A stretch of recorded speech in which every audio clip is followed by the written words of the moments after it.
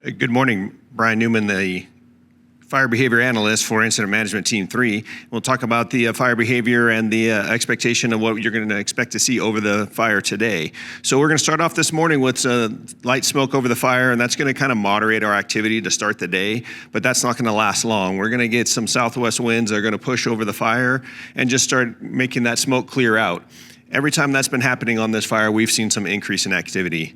So I'll start down here in the Janesville area on this fire, this spot fire we have out in this area. So there is still some activity out in here. It's primarily up and over the escarpment, and you will see some activity pop up in there, and maybe some small smoke columns, but nothing is really gonna get up and run and really challenge any of our control lines, and nothing's gonna run towards the homes in there.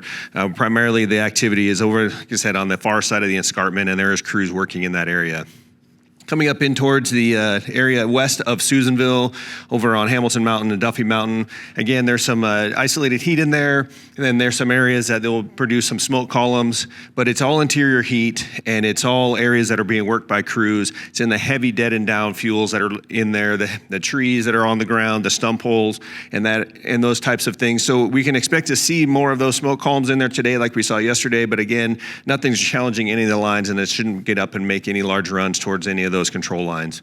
Now, coming across into the area north of westward on the A21 road, we did have some areas in there that saw some activity, and we had a little island, a green island in there, have some fire come up in it, and it actually threw a couple spot fires across the line where we were able to get after those and suppress them before they got anything larger. But it just goes to show the kind of activity that we expect to see when we have a little bit of wind mixed with our relatively low humidities. So we can expect to see more crews into that area today, and also that opportunity that as that wind comes up today, that we could see some more activity in there. Coming further north around the Silver Lake area where they're doing the burnout operations over the course of the next few days, expect to see more smoke columns in there and some more activity. There is quite a bit of heat in there, and there's quite a bit of heavy dead and down fuels. And so we'll continue to see that activity in that northern part of the fire. But again, this is where a large firing operation is going on over the course of the next few days. So we expect that kind of activity to continue. Moving forward further west towards the national park area, there is quite a bit of activity in there. And this is the area that's going to clear the soonest from that smoke. So you'll see those smoke columns come up earlier in the day, and you'll see some more intense activity. It's all usually within the control lines, and it's in areas that we expect to see that. The fire is still progressing to the north and east, but it's not making large runs. It's just moving away at a steady pace, and they're working on a burnout operation in this area as well. So expect to see smoke in this area all day long today. Moving down in towards Childs Meadow and Mineral area, most of the activity there is interior, no threats to the control lines. Expect to see more activity in there today. And then as it comes over closer to the Guernsey area, there is a pocket in there that is active.